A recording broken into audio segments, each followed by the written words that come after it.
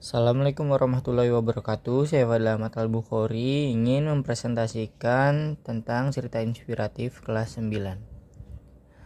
Cerita inspiratif adalah kisah fiksi maupun non-fiksi yang menggerakkan hati sehingga membuat pembacanya semangat atau termotivasi.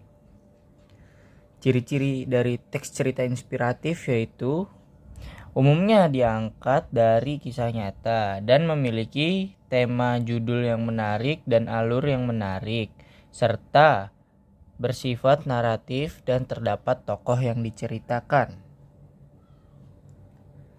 Jenis-jenis teks cerita naratif ada dua. Yang pertama berdasarkan sifat peristiwa yaitu non-fiksi dan fiksi, dan yang kedua berdasarkan tokoh yaitu tokoh terkenal, sufi, dan binatang. Nilai kehidupan yang terdapat dalam teks cerita inspiratif yaitu ada nilai budaya, nilai moral, nilai keagamaan, nilai sosial, dan juga nilai pendidikan. Struktur dalam teks cerita inspiratif ini ada orientasi, perumitan peristiwa, komplikasi, resolusi, dan koda. Unsur pembangun teks cerita inspiratif yang pertama ada tema. Tema itu ada gagasan, ide, atau pikiran utama sebagai dasar dalam cerita. Yang kedua ada alur. Alur adalah jalan cerita yang mengarahkan pembaca ke inti permasalahan. Yang ketiga ada penokohan. Penokohan dapat berasal dari kehidupan nyata atau fiksi dan menjadi panutan untuk pembacanya. Yang keempat ada sudut pandang. Sudut pandang adalah cara pandangan penulis dalam menceritakan.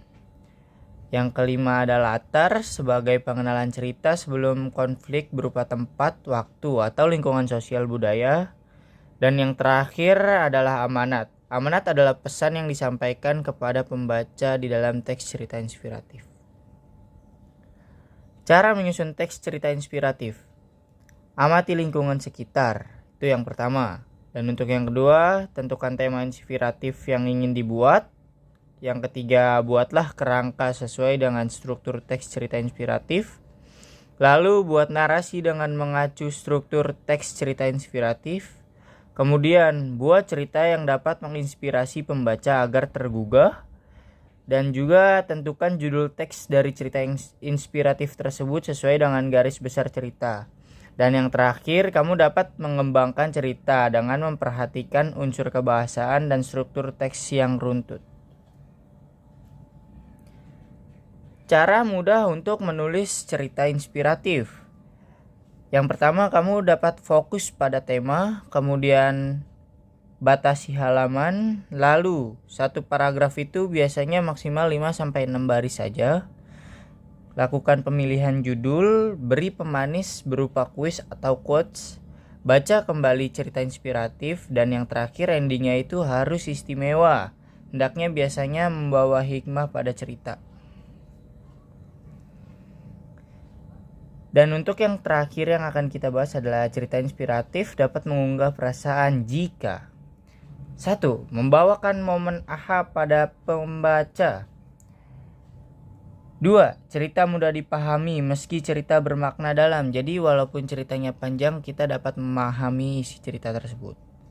Dan yang terakhir, menyentak atau menyentuh hati dan pikiran pembaca agar pembaca itu tetap semangat dan menjadi lebih baik lagi untuk kedepannya.